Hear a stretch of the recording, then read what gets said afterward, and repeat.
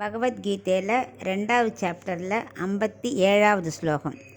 ய சர்வத்ரானபிஸ்நேகஸ்தத்த ப்ராப்ய சுபாசுபம் நாபிநந்ததி ந த்வேஷ்டி தஸ்ய பிரஜ்ஞா பிரதிஷ்டிதா.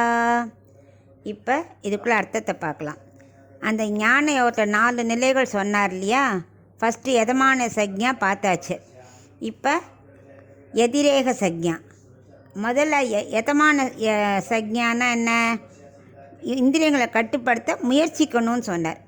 இதில் ஆசையை நன்னா கட்டுப்படுத்தணும், கம்ப்ளீட்டாக ஒழிக்கிறதுக்கு ட்ரை பண்ணணும் அப்படிங்கிறத பற்றி சொல்ல போகிறார். எல்லா பொருட்களிலும் இந்திரியங்கள் போயிட்டே இருக்கும் இல்லையா, அதை முதல்ல அடக்கி ஆசையற்ற நிலையை பெற்ற அறிவு தான் எதிரேக சக்ஞா. இந்த ஞான யோகிகளுக்கெல்லாம் அந்த எதிரேக சக்ஞா இருக்கும்.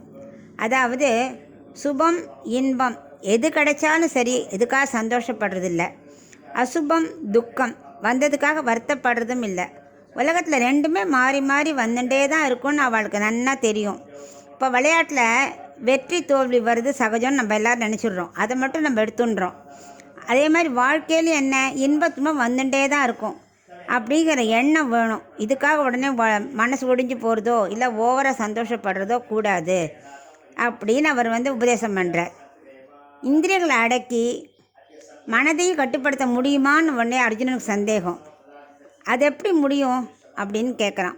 அவருக்கு கிருஷ்ணர் சொல்கிறார், இந்திரியங்களை அடக்கி மனசையும் ஒருநிலைப்படுத்தினா சாத்தியமாகும். இதுக்கு வெறுப்பு விருப்பு முதல்ல போகணும். அவ்வாறு செய்பவனே ஞான யோகி அப்படின்னு எதிராக சக்ஞாவை பற்றி கிருஷ்ணர் விளக்குறார்.